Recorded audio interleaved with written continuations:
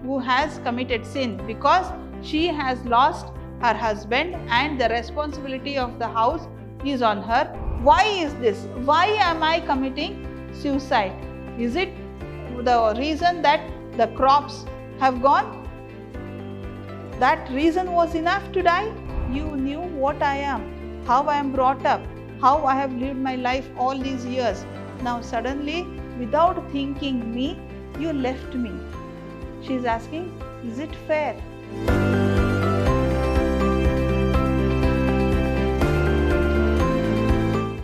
Hello everyone, this is Shobita S. Aradhya, lecturer, Department of English, Vidhyaashram Pre-University College, Mysuru, a temple of excellence.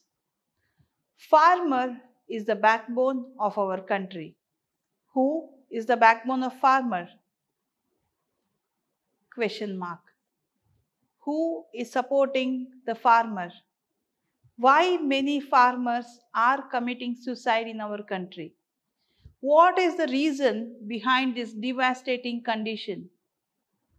No answer. Farmers are not completely supported. The reasons are many.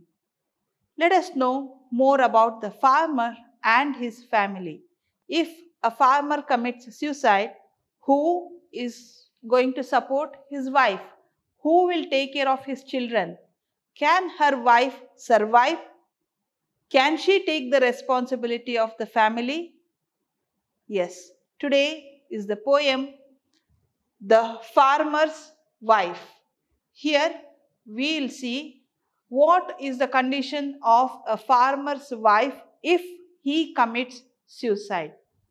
Let us go through this.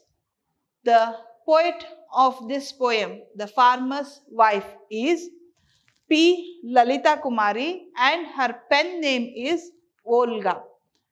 Olga is the pen name of the well-known Telugu writer P. Lalita Kumari. So, it is in Telugu, later translated to other languages, other Indian languages and English. She was born in Guntur, one of the big towns and educational centers in the state of Andhra Pradesh. Yes, she hails from Guntur in Andhra Pradesh. Her stories, novels and poetry reflect well-articulated feminist positions without compromising either the quality of literary form or failing to represent the reality of the characters. So, she is a feminist. Her poems are feminist poems. So, the greatest thing of P. Lalita Kumari or Volga is that she doesn't compromise with the literary quality. She maintains the quality or the form of the literary. At the same time, she completely represents. She doesn't fail to represent the reality of the characters. So, that is the speciality of P. Lalita Kumari or Volga. In her poetry, metaphor not only facilitates form but also celebrates the ideas depicted. So, metaphor is used. She compares and metaphor facilitates the form of the literary, in which form she is writing, and also the ideas depicted are highly celebrated. So, this is about the poetess P. Lalita Kumari. Here we start with the poem. You are virtuous and you are gone. Poor sinner that I am remain. Before your creditors, unable to bend your head or stretch out your hand or sell your crops, you crossed over. But I was born with a head bent, a hand outstretched, not unused to being sold. Knowing all this, did you leave me? Wife is remembering her husband and who has committed suicide, and she tells how she is facing the difficulty after he commits suicide, after he passed away. So, she says, you are virtuous and you are gone. Yes, when you are a virtuous person, so you did not bear the problems you are gone now. Poor sinner that I am remain. She tells herself a sinner who has committed sin because she has lost her husband and the responsibility of the house is on her. So she calls herself poor sinner that I am remain. I remained because I am a sinner. I could not get relief from this world. Before your creditors, before whom she is remaining, before his creditors who had lent him some money, before his creditors he is remaining. Unable to bend your head or stretch out your hand or sell your crops, you crossed over. You were unable to bend your head, bow head before somebody who is not worth it, or before a problem which he could not solve. Unable to bend your head or stretch out your hand. Here, stretch out your hand means asking, begging. You are unable to beg. Who wishes to beg? Everyone has his or her own self-esteem. So, nobody likes to beg. She tells here, or stretch out your hand means to beg, or sell your crops. You were unable to sell your crops also, what you have grown. You were unable to sell it. You crossed over as you were unable to perform any of these. You could not bear the sorrowness, insult. So you crossed away. Means you passed away, you crossed over. But I was born with a head bent. In Indian culture, it is taught to a girl before marriage that she should bend her head. So, she is telling about the culture, what she has learnt, that I was born with a head bent. Always I was bent. I followed you. I did not see how the world is. I did not see what people were talking before or behind you. I bent my head always and hand outstretched. Yes, always we see women stretch their hands to ask something from her husband. So there is a saying that women are always dependent. When she is small, she depends on her father. After marriage, she depends on husband. And when she is older, in her old age, she depends on her son. So this is a saying because of the practice seen in our country for many years. Now women are independent, they are empowered, they earn their penny. But in the earlier days, it was like that. So she says, a hand outstretched. Always I outstretched to ask something with you. Not unused to being sold. So I am not a thing to be sold, or I am not put for such a situation where I have to sell something which I have yielded, or that kind of situation I have never seen. Knowing all this, did you leave me? See the sadness. Knowing all this, did you leave me? You knew what I am, how I am brought up, how I have lived my life all these years. Now suddenly, without thinking me, you left me. She is asking, is it fair? What you did, is it fair? Okay. You found release with poison, poisoning my bitter existence. The cotton crop is but yesterday's, but our family? See the questions. The form of literature is good and the depicting of ideas is also the best. We can feel what the poetess is trying to tell us through the farmer's wife. You found release with poison. Release with poison means he consumed poison and he died. You found release with poison, release from the world, the material world. Poisoning my bitter existence. She is existing and it has become very bitter. And who poisoned that? Who made it bitter? The death of her husband by consuming poison. The cotton crop is but yesterday's, but our family, cotton crop was yesterday's. It was 8 to 12 months, 1 year's crop it was. But our family, is it 1 year's? No. Many years. Since many years we are a family. We depend on each other. We have the bondage. So what about family? Why did you forget the longer lived family for 1 year's crop? How often have I drowned in it? How many times have I escaped death? Whether you abused or reviled me, kicked me when you were drunk, I thought he is but a man. Little did I dream you would deal me in a death blow like this. She says, how often have I drowned it? Drowned the death. How often have I drowned it?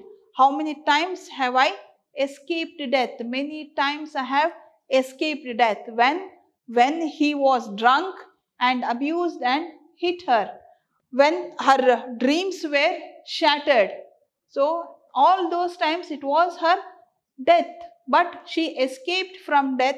She again gained the confidence and lived, thinking that he is but a man. He is a man. Let him do, let him drink, let him hit me. But he is the man of the family who is responsible for the family. She thought like that and she tolerated everything. So here she says, whether you abused or reviled me, kicked me when you were drunk, I thought he is but a man. So whatever you did to me, every time I thought he is the man, means man, the responsible man of the family. If he is not there, she and her children would not survive. So she says, he is but a man. Little did I dream you would deal me a death blow like this. So I did not dream that you will give me a death blow like this. Though I am alive, I did not die with you. My life is nothing more than death. Without him, without knowing how the world is, without knowing how to bring up the children now, how to get the yield. So it is like, life is like death to her now. So she says, I never dreamt that you will deal like this, that by giving a blow of death to me, by your death, by you dying or killing yourself, you have blown a death to me. True, the crop was gone. The debt remained. Our dignity hit the dust. Our hearts turned to water. But how did you imagine my back would bear the burden of 4 children? She says, true, the crop was gone. It is true that the crop was gone. This year's yield we did not get much. True it is that the crop was gone. The debt remained. The loan what they had taken, that remained. That has to be returned and have to get loan for the next year's seeding. So she says, yes, of course, the crop was gone. The debt remained. Our dignity hit the dust. So everyone has a dignity. Our dignity hit the dust. Means dignity was thrown to the dust because of the loss of crop. Our hearts turned into water. Our hearts was not as hard. It has to be like water, it was flowing. Is it a comparison? See, our hearts turned to water means only tears were left. Nothing was left in our life. All these are true. But how did you imagine? How did you imagine my back would bear the burden of 4 children? How did you think that my back, the responsibility of 4 children can be taken by my back? I am not that strong. How did you think that I will take care of 4 children?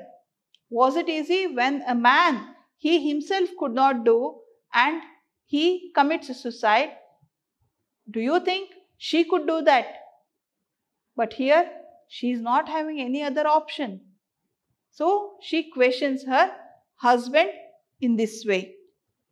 You saw your crop destroyed. What of the harvest of my womb? You did the process of seeding, nurturing, watering, getting manure and maintaining it properly. You did all those and you saw your crop was destroyed. So the farmer does all this to get a good yield.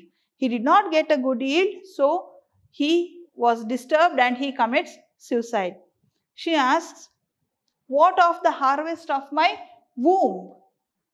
I have given you 4 children who came from my womb. I am bringing them up and you are partially responsible for bringing them up. What about the harvest of my womb? What will my children do without you? Who will look after them? Who will take their responsibility? You were worried much about your crop. Why didn't you worry about our own children? Harvest of my womb means our children. Can I leave them to the wind like worm-eaten cotton pods? Can I leave them to the wind? Can I leave them to die like the worm-eaten cotton pods? Cotton pods means the cotton which has come and there are worms. So once the worms eat the cotton crop, they will fly in the wind as they are very light and they are separated from the nest or the shell of it. So they fly in the wind. Can I leave my children like that now? No. Is it possible? Never. It takes a moment to die, but open your mouth and ask, what of this? Why of this? Needs a firm heart. She tells, it takes a moment to die. Yes, it is a moment to die. If you decide to die, in a moment, you commit suicide. But if that moment is past, if somebody comes and distracts you that moment, your decision will be changed. You will not again decide to die. She says, it takes a moment to die, but open your mouth and ask. But you would have asked, what of this? What would happen if I do this? If I commit suicide, if I die, what about my family? You would have asked it to yourself. Why is this? Why am I committing suicide? Is it the reason that the crops have gone? That reason was enough to die? So she is asking, you would have opened your mouth and asked yourself, what of this? Why of this? Needs a firm heart. So we need a firm heart which will think of everyone, everything around us. To teach my children to clench the fist, not merely for a handful of rice. But in battle, I must live. I must embrace life, not death. Embrace life and the struggle for life. She is telling to teach my children to clench a fist. Now I have to teach my children to clench a fist, not merely for a handful rice. So whatever they do, they grab, they shout, or they request, they beg. They have to do something for a handful rice. So now it is their own responsibility and my responsibility. But in the battle of life, I must live. She must live. If she follows her husband, she commits suicide, what will be the condition of their children? 4 children, young ones. She says, but in battle, I must live. I must embrace life, not death. Embrace, hug life, not death. If I hug death, my children, they cannot live without us. They are too young to build their own future. Embrace life and the struggle for life. Without any option left, she has to embrace life and the struggle of life. Every day is a struggle. Being students, you struggle to score good marks and build your future. Being the elders, we struggle to make our family members strong. So, this is what the poetess is trying to tell us in the words of the farmer's wife. This is all for today, and in the next session, we will be discussing another poem, An Old Woman by Arun Kolatkar. Till then, take care, bye-bye, and thank you.